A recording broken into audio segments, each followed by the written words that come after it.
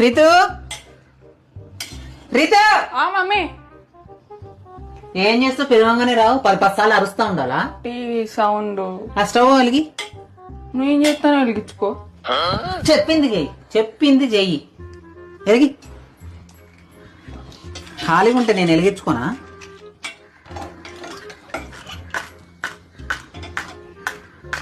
Lighter వెలిగి.